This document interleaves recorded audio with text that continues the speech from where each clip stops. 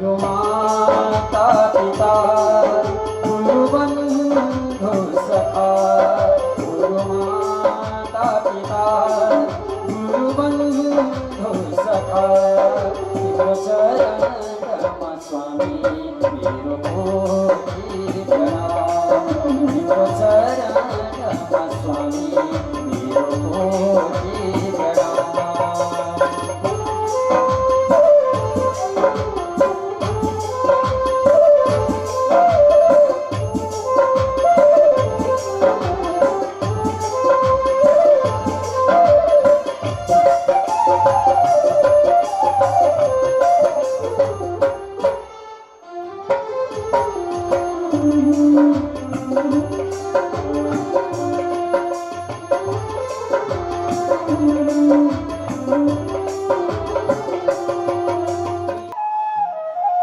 ज्वरो आयो, टाउको दुख्यो, जिउ दुख्यो, सिटामल खाँदा पनि छोएन, निम्स खाँदा पनि टाउको बिसो भयो, दुखाइ।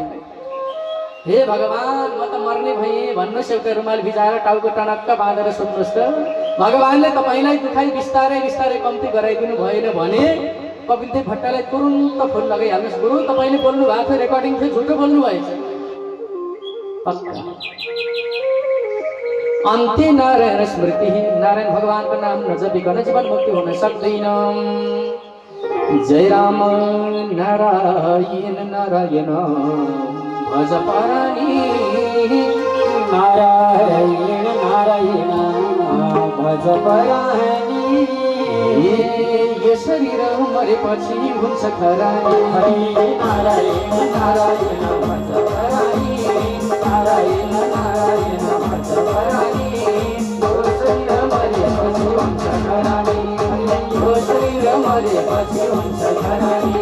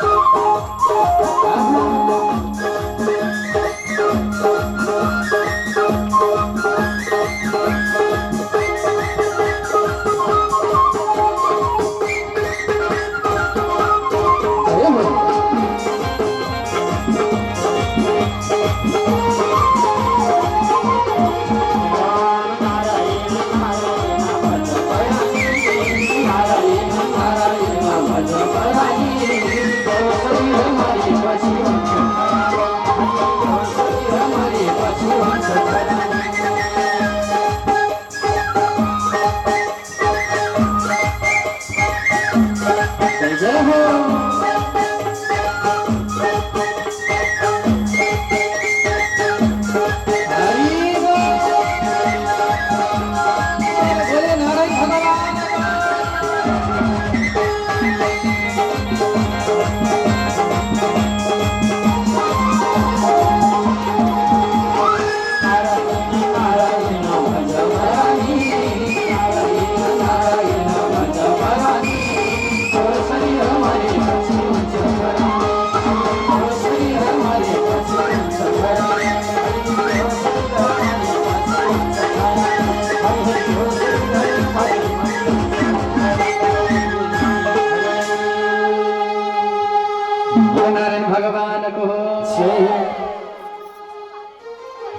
राजा परीक्षितको हजुरमा सुखदेव स्वामीले अत्यन्त रमाइलो प्रसङ्गबाट ध्यान दिँदै ज्ञान विस्तार गराउँदै गराउँदै जाने क्रममा एक दिनको कुरो हो।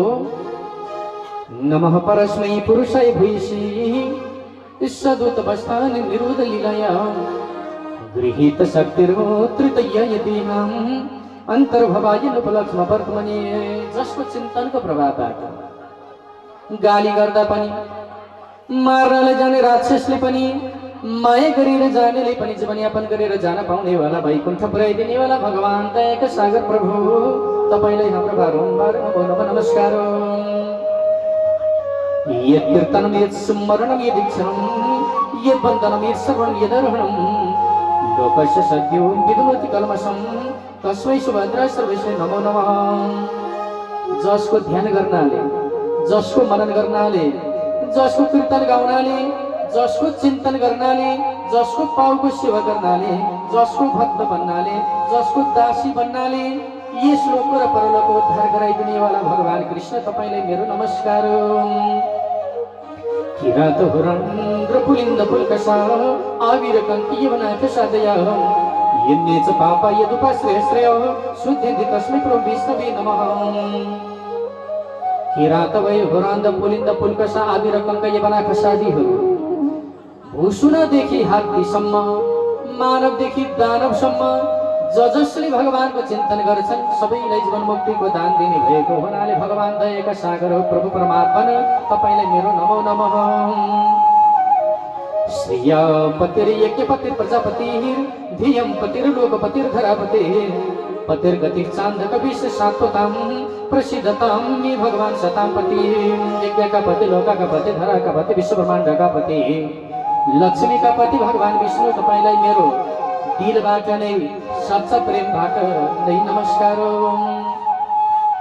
सुखदेव स्वामीले भगवानको ध्यान गर्दै, इष्ट बलदेव देवी देवताको चिन्तन गर्दै, लोकपाल क्षेत्रपाल देवी देवताको आराधना गर्दै, समस्त मातृशक्तिहरूलाई सम्मान गर्दै, समस्त पितृशक्तिहरूलाई सम्मान गर्दै, बालगोपाल युवा शक्तिहरूलाई माया ममता गर्दै अहिले शास्त्रोक्त नीति मर्यादाको पालनाबाट भागवत कथाको शुभारम्भको सुरुवात गराइबक्स्यो राजन। अब सृष्टि जम्मा 4 प्रकारबाट भएको छ। अण्डज, उद्भिज, जरायुध और स्वदेज। अण्डज भनेको फूल पट्ट फुटेर पैदा हुनेको एक जात, एक तरिका। उद्भिज भनेको आफै उम्रेर भाब्रा पलाएर महान वृक्ष बन्नेवालाको थियो। जरायुध भनेको च्वाट्ट काटेर माटामा मिलाएपछि जरा हालिकन भाब्रा पलाएर आउनेको थियो। स्वदेज भनेको चाहिँ शरीरको पसिना मैलबाट उत्पत्ति हुनेवाला उप्याउ, जुम्रा, उड्स लगायतको चाड। हामी तेस्रोमा पर्छौँ। च्वाट्ट काटेर माटोमा मिलाएपछि भाब्रा पलाउने भने जस्तै गर्भाष्ट दिए पछाडि मात्र हाम्रो जन्म हुने भएको हुनाले, मनुष्यको चोला भएर आउने भएको हुनाले हामी तेस्रो जातमा पर्छौँ है। जरायुध काटेर गाडेपछि भाब्रा पलाउने, हामी पनि गर्भाष्ट दिएपछि जन्मे, तेस्रोमा पर्छौँ। 4 जातको बारेमा वै विस्तार, 36 वर्णको बारेमा ज्ञान विस्तार।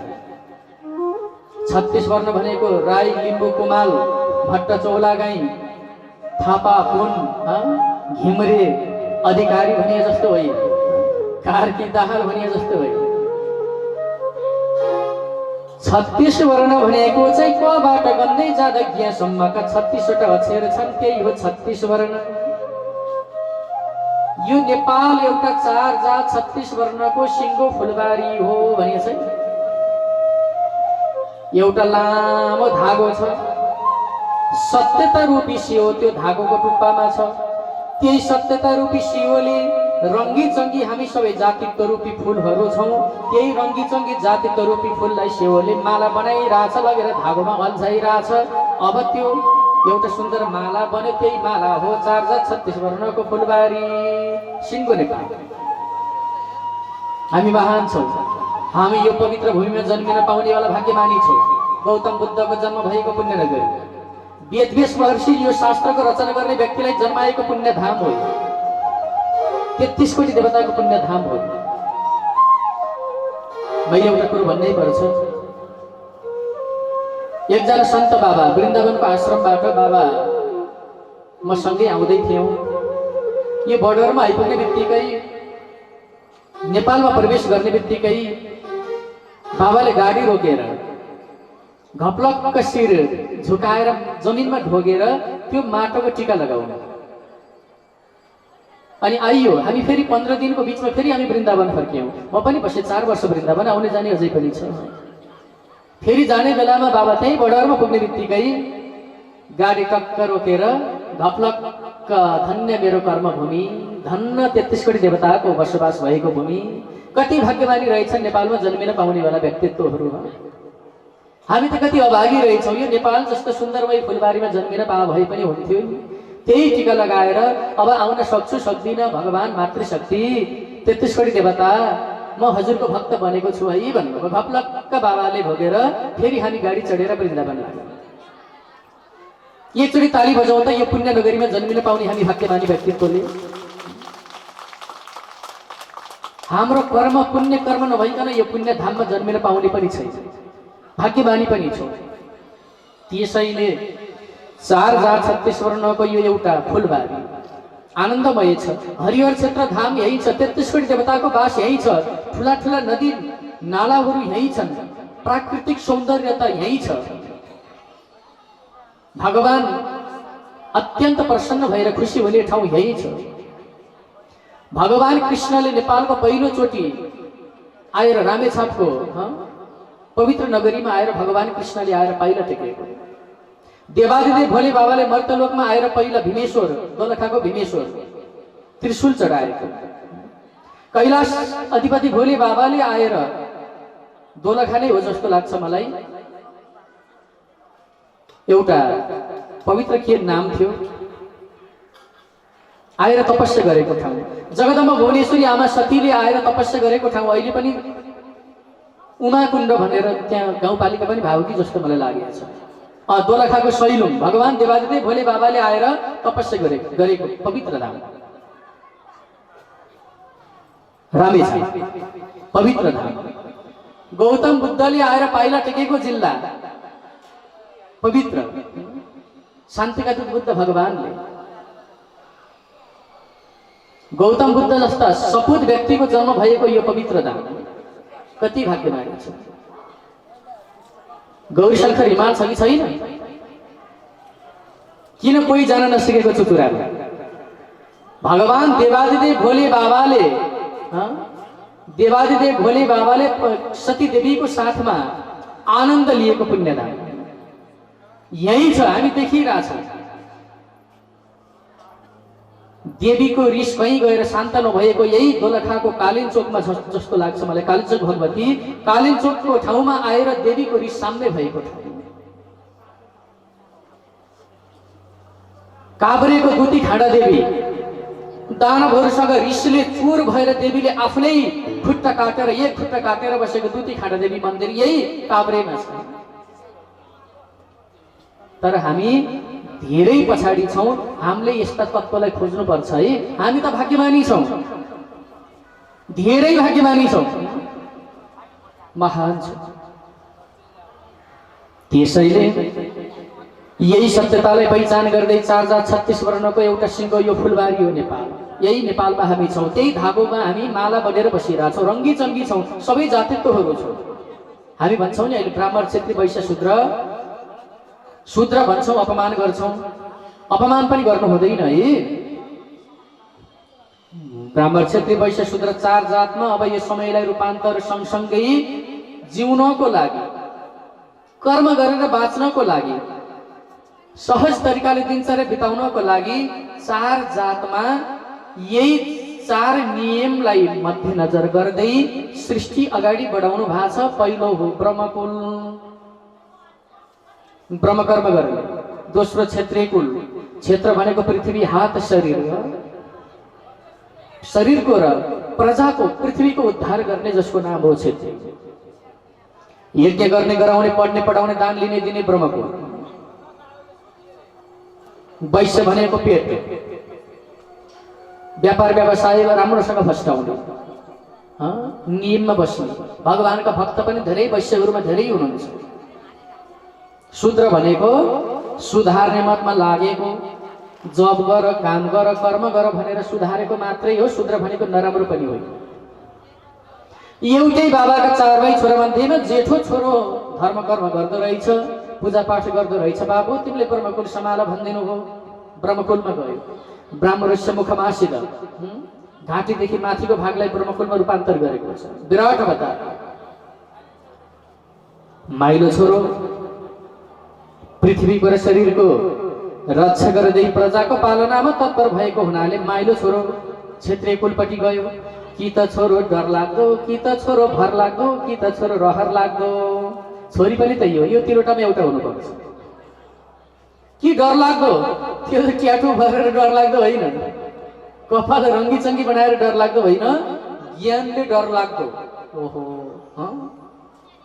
परिपक्व कि त भर लाग्दो यसो टाकन टुकन सुम्पिन पाइयोस् के ढोकोटी थाल्छ चाहपी सुम्पिन पाइयोस् भर लाग्दो कि त रहर लाग्दो कति दयालु धेरै नबोल्ने मिठो बोल्ने मुसुक्क हाँसिरहने एकचोटि हेर्दा रिस उठे मान्छेको पनि रिस मर्ने त्यस्तै कि त छोरो डर लाग्दो कि त छोरो भर लाग्दो कि त छोरो रहर लाग्दो मध्येमा एउटा हुनुपर्छ माइलो चाहिँ अलिक डर लाग्दो थियो छेत्री कुलमा जाऊ बाबु भन्दिनु बाबु छेत्री कुलसम्म ब्राह्मण मुखमासद बाहु राजन्य छेत्री भनेको यो छातीभन्दा माथिको भाग घाँटीदेखि भन्दा तलको भाग कृतौरु तदस्य वैश्य भनेको पेट कट्टीदेखि माथिको भाग छातीभन्दा तलको भाग पेट वैश्य भनेको थुप्रिने ठाउँ सम्पन्नता व्यापार व्यवसायमा सिपालु भगवानका सच्चा भक्तहरू सायद वैश्यले जति कर्म अहिले ब्रह्मकुलमा पनि गर्दैन अहिले एउटा हामी नेवार समुदाय सबै वैश्यमै पर्छौँ एउटा जाउँ त नेवारको घरमा गेटमा दुईटा तामाका कलशहरू घडा राखिएको छ त्यहाँबाट जाँदा घरभित्र प्रवेश गर्ने ढोकामा दुईटा घडाहरू छन् बाहिर नै कति देवी देवताहरू गणेश भीमसेन देवताको पूजा गरिरहेछन् माथि जाँदा एउटा सत्सङ्ग हल जस्तो छ कोठामा पूजा गर्ने प्राय सबैको वैश्य भनेको ज्ञानी ध्यानी भगवानको सत्पात्र त्यसैले वैश्य भनेको थुपार्ने ठाउँ दाल भात अचार तरकारी थालमा राख्यो हातले मुछ्यो मुखमा लग्यो जिब्रा फेदबाट खुत्रुक्क छोड्दै पेटा गएर थुप्रो त्यही हो शूद्र भनेको चाहिँ ब्राह्मणस्य मुखमासित बाहु राजन्य कृतौरु तदस्य जद्वैश्य शूद्रो अजायतः कट्टीदेखि तलको पैतालादेखि माथिको भाग शूद्र सुधार्ने मतमा लागेको काम गर कर्म गर धर्म गर भनेको शूद्र भनेको सबैले सम्मान गर्ने मैले जिउ गरी है भनेर घप्लका ढोक्ने त्यही खुट्टा हो कि हामी चाहिँ शूद्र नराम्रो भन्छ उनीले सिलाएको कपडा नभइकन हामीले यो शरीरको गोप्य अङ्ग लज्जालाई सुरक्षित गर्न पाछौँ उनीले बनाएका यी कलश नभइकन हामीले कुनै शुभ कार्य गर्न पाछौँ उनीले बनाएका औँठीहरू हामीले धारण गरिरहेछौँ त्यही नभइकन हाम्रो लगन रोकिन्छ शुभ कार्य उनीका त्यही बाजागाजा नभइकन हामी शुभ कार्य कुनै पनि कार्य गर्न सक्दैनौँ उनीले बनाएको त्यो अर्घ त नभइकन सूर्य भगवानलाई अर्घ दिएर भगवान खुसी हुनुहुन्न